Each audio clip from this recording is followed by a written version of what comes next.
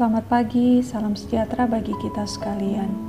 Mari mengawali rutinitas hari ke-15 di bulan Oktober ini dengan merenungkan firman Tuhan. Sebelum merenungkannya, mari berdoa. Tuhan Maha Kasih, bukalah telinga kami untuk mendengar, mata hati ini untuk menerima, dan pikiran ini untuk mengerti serta memahami kebenaran melalui firman-Mu hari ini.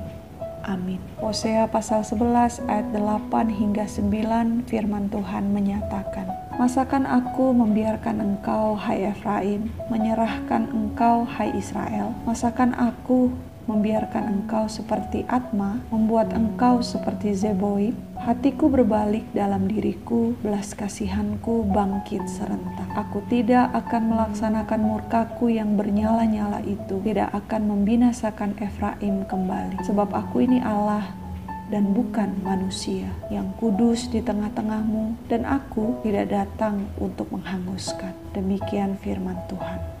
Di Indonesia pernah terukir kisah kasih insani, yakni Habibie dan Ainun, yang membuat orang-orang berduyun-duyun rela antri panjang untuk menyaksikan kisah kasih itu melalui film. Bahkan tak cukup hanya itu, buku yang memuat tentang kisah kasih itu pun tak luput diserbu dan menjadi bestseller, hingga diterjemahkan ke dalam beragam bahasa. Hosea pasal 11 membentangkan kisah kasih Allah yang telah teruji melalui rentangan waktu. Dalam rentangan waktu itu, Allah berjuang begitu keras, mengetuk umatnya untuk mengasihinya. Akan tetapi, apa respon umatnya?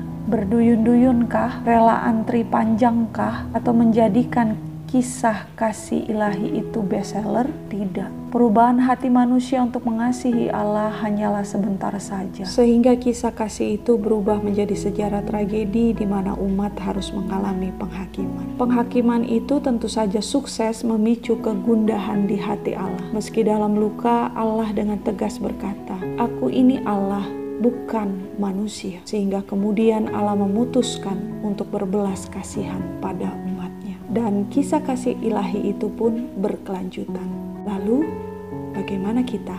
Mengapa sikap itu tidak bisa kita terapkan untuk merelakan diri kita ini mengasihi Allah? Berduyun-duyun, mengantri, dan menempatkan kasih Allah itu menjadi bestseller di hati kita. Dan tak lupa pula mencerminkan kasih Allah itu di tengah hiruk-pikuk dunia ini. Amin.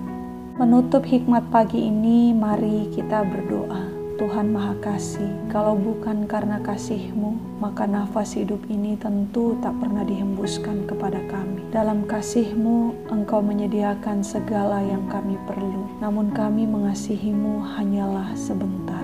Maka ya Tuhan Maha Kasih, di rentang waktu yang akan kami gumuli hari ini, ajarilah kami mengingat selalu akan kasih-Mu itu, bertekun dalam ketaatan dan kesetiaan untuk mengasihi-Mu, dengan turut juga mengasihi seluruh ciptaan-Mu yang ada di muka bumi ini. Terpujilah Engkau, ya Tuhan Maha Kasih.